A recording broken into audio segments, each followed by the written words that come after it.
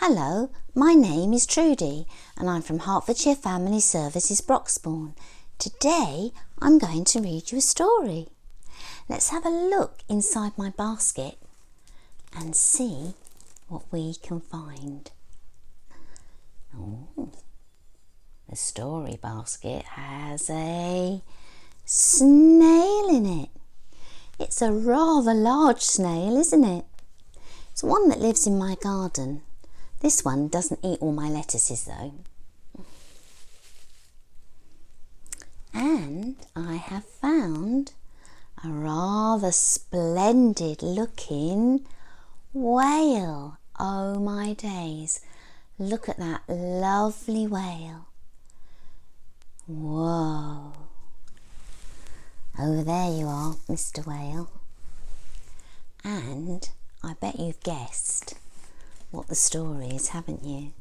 Yes, it's the tale of the snail and the whale by Julia Donaldson, and the pictures and all the drawings are done by Axel Scheffler.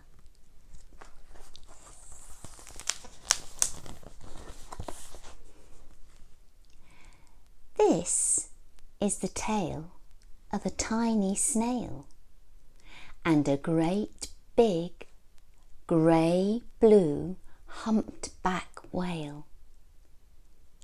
This is the rock as black as soot, and this is the snail with an itchy foot. The sea snail slithered all over the rock and gazed at the sea and the ships in the dock.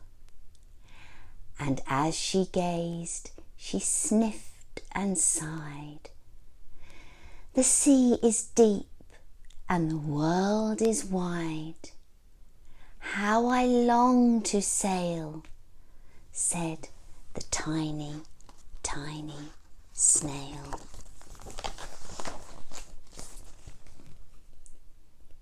These are the other snails in the flock, who all stuck tight to the smooth black rock, and said to the snail with the itchy foot, "Be quiet, don't wriggle, sit still, stay put."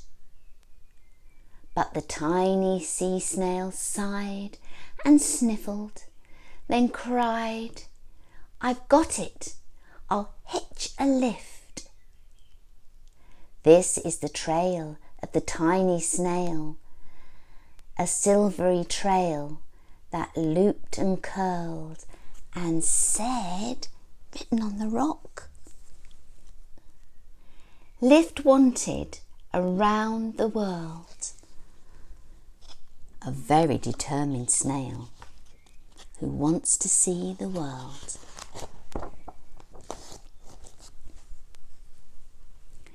This is the whale who came one night when the tide was high and the stars were bright.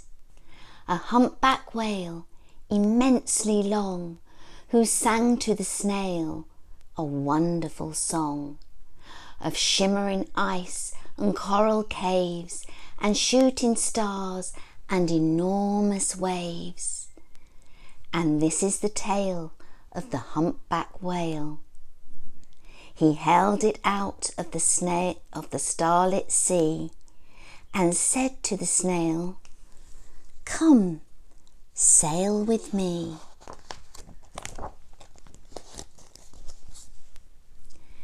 This is the sea, so wild and free, that carried the whale and the snail on his tail to towering icebergs and far off lands.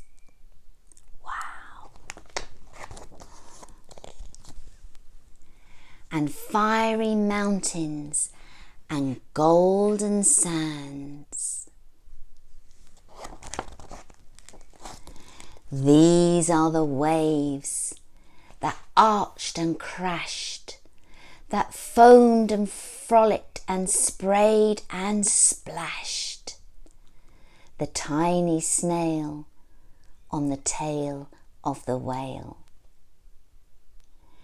These are the caves beneath the waves, where the stripy fish with the feathery fins, and the sharks with hideous hoodie grins swam around the whale and the snail on the tail. Do you think that might have felt a bit scary? I think so. This is the sky, so vast and high, sometimes sunny and blue and warm, sometimes filled with a thunderstorm, with zigzag lightning, fishing and frightening the tiny snail on the tail of the whale. I think that was flashing and frightening.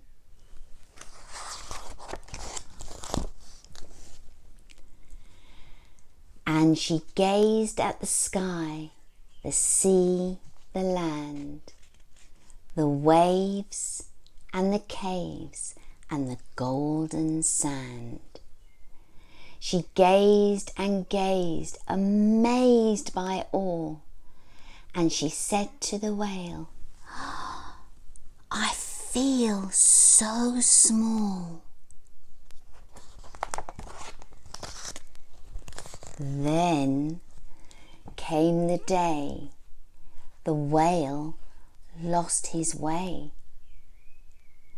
These are the speedboats running a race, zigzagging and zooming all over the place, upsetting the whale with their ear-splitting roar, making him swim far too close to the shore. And this is the tide slipping away. Oh my, what is that whale going to do? He's so huge. How is he going to get back into the deep, deep sea so he can float wild and free? And this is the whale lying beached in a bay. Quick off the sand, back to the sea, cried the snail. I can't move on the land, I'm too big, moaned the whale. The snail felt helpless and terribly small. Then, I've got it, she cried, and she started to crawl. I must not fail, said the tiny snail. She has to put a plan into action to save that poor beached whale. This is the bell on the school in the bay, ringing the children in from their play. This is the teacher holding her chalk, telling the class, sit straight, don't talk. This is the board, as black as soot. And this is the snail with the itchy foot. A snail, a snail! The teacher turns pale. Look, says the children, it's leaving a trail.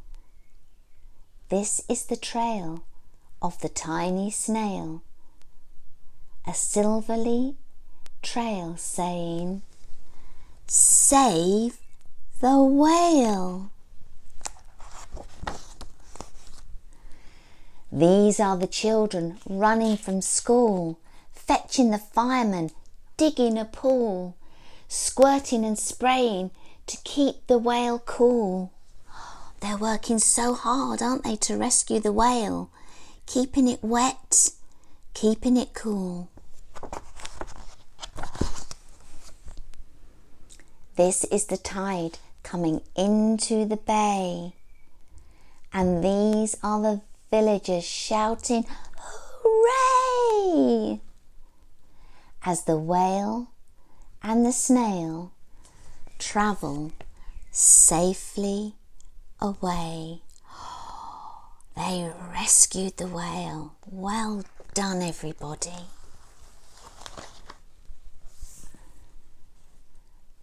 Back to the dock and the flock on the rock. Who said, how time's flown, and haven't you grown? And the whale and the snail told their wonderful tale of shimmering ice and coral caves, and shooting stars and enormous waves, and of how the snail, so small and frail, with her looping, curling, silvery trail, saved the life of the humpback whale. And then the humpback whale held out his tail, and on crawled snail after snail after snail. Are they all going on an adventure now? I think so. Oh, there they all are, look. Can you see them? Wow. And they sang to the sea as they all set sail on the tail of the grey-blue humpbacked whale. It's their turn for an adventure now. Well, what about that? What an adventure.